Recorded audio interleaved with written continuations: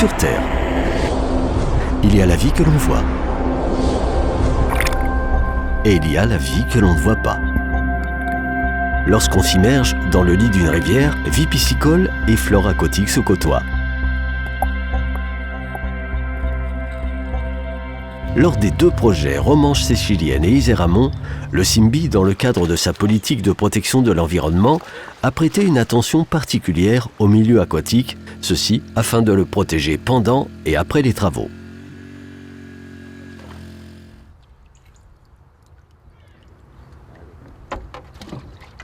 Le syndicat a réalisé 11 reconnexions piscicoles, appelées plus communément passes à poissons, 8 sur l'Isère et 3 sur la Romanche.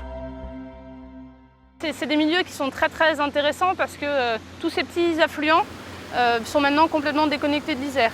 Parce que l'Isère s'est enfoncé, c'est un peu incisé ces dernières années. Et du coup, il y a une marge qui s'est créée entre les affluents. Le rôle de ces ouvrages est de faciliter l'accès aux poissons pour qu'ils puissent remonter la rivière ou vers des affluents. Créés par l'homme, les barrages, les seuils, les buses et les confortements de digues constituent des obstacles à la libre circulation des poissons.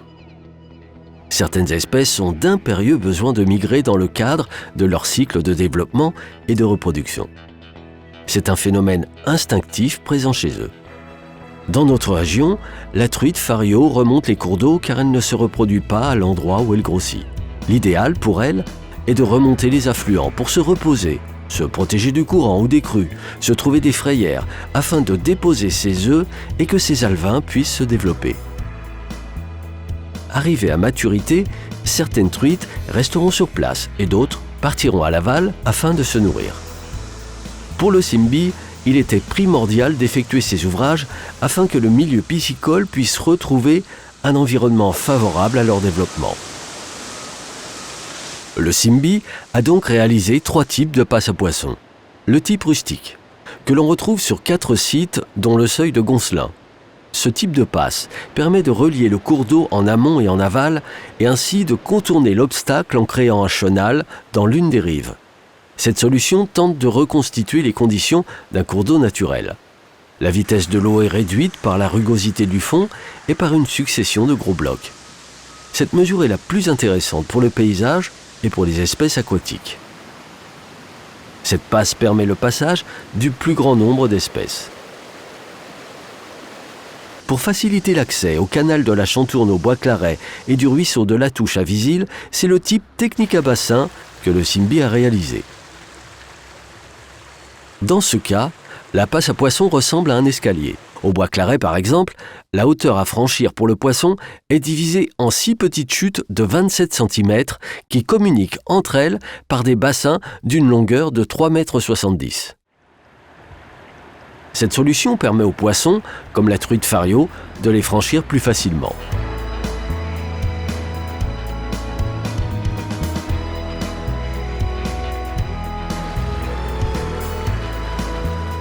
Autre type de passe à poissons favorisé par le CIMBY, le lit naturel, qui consiste à rétablir un écoulement naturel sans contrainte, comme la suppression sur le seuil Tardy à Visil ou sur le Bréda à Pontcharrat, mais également par la création d'une rivière de contournement comme à Sainte-Marie-d'Alois. Sur ce ruisseau, en fait, il n'y a pas de connexion piscicole. Donc les poissons ne peuvent pas remonter pour se reproduire ou se mettre à l'abri en cas d'inondation de l'Isère. Cet aménagement consiste à créer un nouveau lit avec une pente plus faible pour supprimer le seuil qu'il y avait sur la partie aval.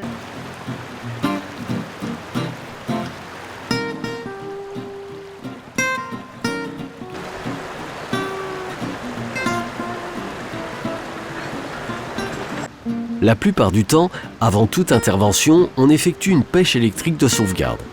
Elle permet d'éviter la mortalité des poissons présents dans la zone concernée par les travaux et d'établir un état de référence de la population piscicole. Certains milieux aquatiques, banalisés, ont été renaturalisés. Ces passes à poissons seront ainsi plus attractives tant pour les poissons que pour la petite faune terrestre. 1 an après la fin de ces reconnexions, une visite de terrain a permis de vérifier la parfaite fonctionnalité des ouvrages, malgré les crues saisonnières de l'automne 2014. Tous ces aménagements ont été conçus et réalisés en étroite collaboration avec la Fédération de pêche de l'Isère et l'Office national de l'eau et des milieux aquatiques. Ces ouvrages ont nécessité une gestion forte ainsi que beaucoup d'énergie de la part de tous les acteurs. Au final, c'est une réussite, même si le CIMBY est conscient que conserver des rivières et confluences propres restera toujours préférable aux dispositifs de franchissabilité piscicole, même les plus adaptés.